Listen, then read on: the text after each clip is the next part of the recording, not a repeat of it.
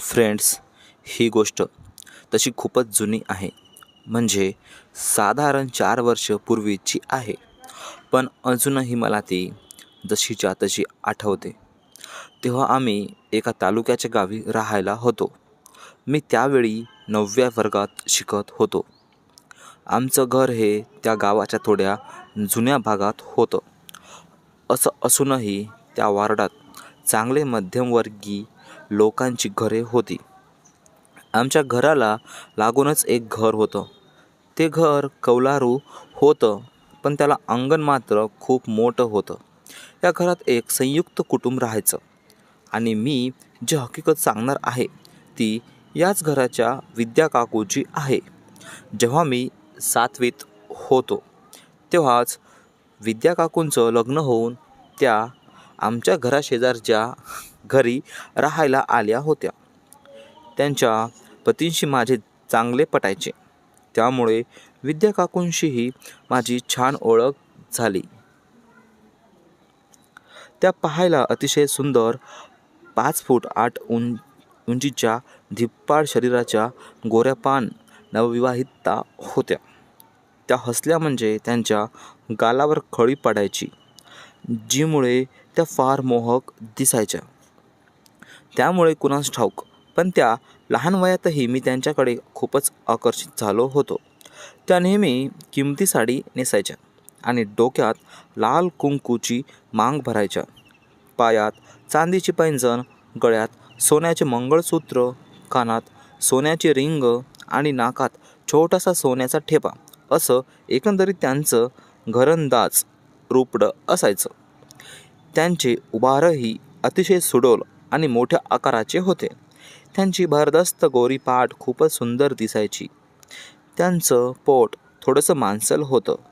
त्यांच्या व्यक्तिमत्वाला ते छान शोभतही होतं. त्यांची बेंबी खूपच क्यूट होती. साडीमधून ती खुलून दिसायची. मी त्यांना नेहमीच चोरून बघायचो. त्यांच्याप्रती मला एक विलक्षण ओढ निर्माण झाली होती. त्यांच्या आणि आमच्या घराच्या मध्ये लहान उंचीचा वॉल कंपाऊंड होता. त्यांच्या घराचा बाथरूम त्या वॉल कंपाऊंड जवळ एक कोपऱ्यात होता. आमच्या आणि त्यांच्या घराच्या अंगणात केळीची झाडे होती, त्यामुळे झाडांचा आडोसा घेऊन मी विद्या काकूंना घरकाम करताना बघायचो. त्या पाठमोऱ्याखाली वाकल्या म्हणजे त्यांचं आकारमान खूपच स्पष्ट दिसायचं. ते बघून मला त्यांच्याविषयी भावना निर्माण होत होती. आमच्या घरी अंगणात आम्ही 2-3 मित्र सुट्टीच्या दिवशी क्रिकेट खेळायचो. एके दिवशी रविवारी असेच आम्ही क्रिकेट खेळत होतो. मी क्षेत्ररक्षण करत होतो, त्यामुळे केळींच्या झाडाजवळ उभा होतो. दुपारची वेळ होती. विद्या काकू घरकाम करत होत्या. माझं लक्ष त्यांच्याकडेच होतं. थोड्या वेळाने त्या कपडे घेऊन आल्या आणि बाथरूममध्ये शिरल्या. मी समोर काय होते ते धडधडत्या अंतकरणाने बघत होतो. मी रोज ह्या वेळेला शाळेत असायचो, त्यामुळे विद्या काकूंची अंघोळीची वेळ मला माहिती नव्हती. मी पहिल्यांदाच त्यांना बाथरूममध्ये बघत होतो.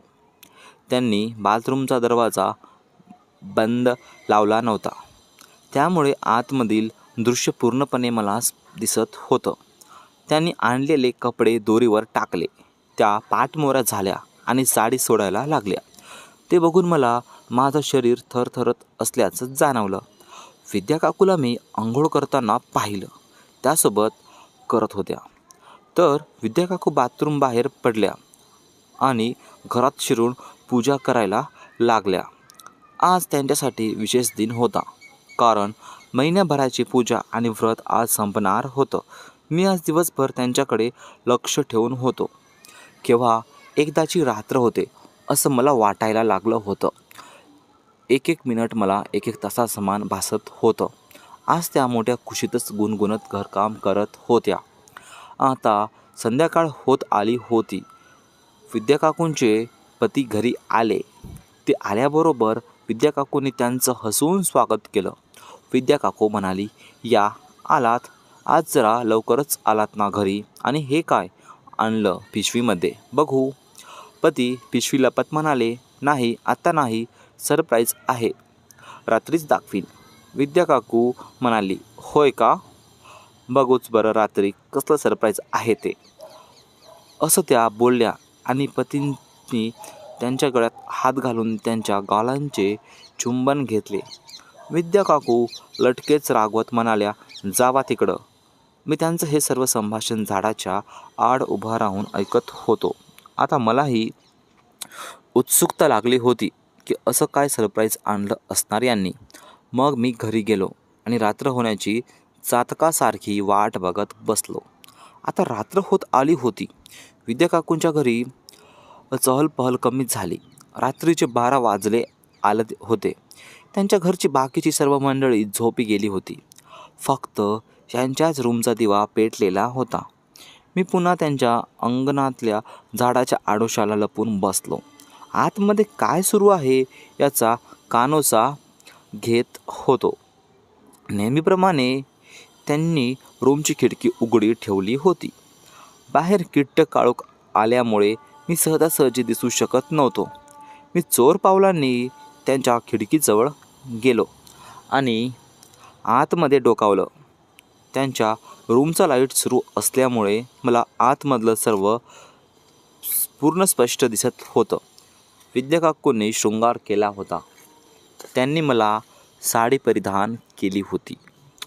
डोक्याला भांगेत सिंदूर, कपाळावर टिकली, नाकात नथ, कानांत सोन्याचे रिंग, गळ्यात मंगळसूत्र, हातांत सोन्याचे कंगन आणि हिरव्या बांगड्या, बोटात अंगठी, पायांत चांदीच्या चाळा, पायांच्या बोटात चांदीचे रिंग्स, असं त्यांचं अप्सरालाही लाजवेल असं रूपडं होतं. त्यांचं हे रूप बघून मला त्यांच्या पतीविषयी हेवा वाटायला लागला.